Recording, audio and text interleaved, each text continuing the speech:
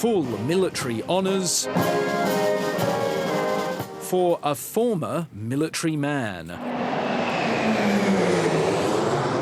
And a defence relationship transformed. The governments of Australia and Indonesia have just substantively concluded negotiations on a new bilateral treaty. The Prime Minister making the shock announcement side by side with Prabowo Subianto on the 200-metre-long deck of HMAS Canberra. It is our destiny to be direct neighbours, so let us face our destiny with the best of intentions. This is a watershed moment in the Australia-Indonesia relationship. The details of the deal not yet entirely clear, but it could be signed as early as January next year.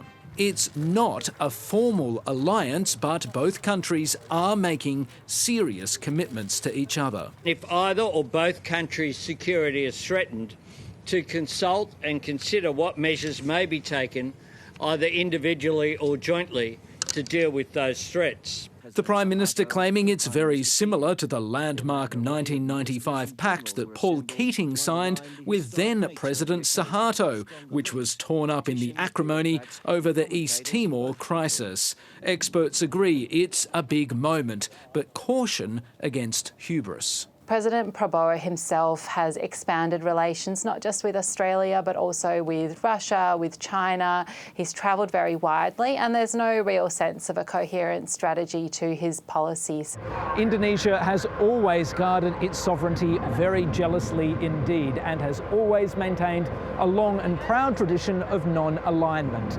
This treaty does not break that tradition, but it might push at its margins. Unity might be indispensable, but it's never guaranteed. Stephen Jedgetts, ABC News, Sydney. In signing this treaty, President Prabowo Subianto pushes the boundaries of Indonesia's long-held non-alignment policy, but it's not a complete surprise. Since being elected, the president has been very active on the world stage. At one moment, he's close to Trump. In another, he's photographed with Xi, Putin and Kim Jong-un. Some say that his foreign policy hasn't exactly felt coherent, while others argue he's improving ties in a way that's appropriate for the security challenges of the time. Of course, China looms large. Indonesia is bolstering its security relationship with China, but would also find Australia a useful check and balance on China's aspirations, particularly in the South China Sea.